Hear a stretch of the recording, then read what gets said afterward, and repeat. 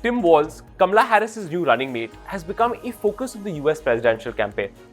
Walz is the governor of the small state of Minnesota, a former member of the House of Representatives of the United States, and a former high school teacher with a military background. His selection as Harris's vice presidential pick has led to a simple question. In a tight race against Donald Trump, is Walz really the best pick for the job? So let's lay out the debate on Walz that's been going on in America. People who think he's actually a great pick for Kamala Harris for the vice presidency lay out a few reasons why.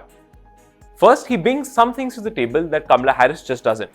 Harris is a highly educated lawyer from California who comes from a minority background, while Walz is a white former high school teacher and military veteran who hails from and appeals to a very different part of the country than Kamala Harris needs help with.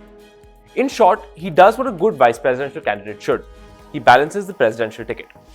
Second, and more important, his political brand has caught fire in a way that helps Harris. His brand of Midwestern, folksy, straight-talking energy already has people referring to him as America's dad. It adds something once again that Harris simply doesn't have at this point. Harris believes that her Democratic Party has the Republicans on the run. Ever since her candidacy was announced, Donald Trump and his running mate J.D. Vance have struggled to find their footing in this campaign.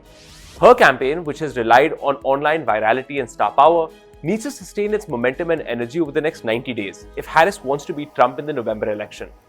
Walz has shown that he can capture and keep attention, which is absolutely key to Harris's campaign. His brand is also one of normalcy and stability, which stands in sharp contrast to Donald Trump's brand of chaos. So that's the positive side of the ledger. But there are also others who think that Harris may not have made the best pick. These experts argue that ultimately the election is a Harris versus Trump fight. Vice presidential picks don't factor too much into who American voters will pick in November. So Walz's positives don't actually become all that decisive for the campaign. But they argue that another candidate like Pennsylvania Governor Josh Shapiro might have been much more decisive as a candidate. He is an enormously popular politician in an enormously important state.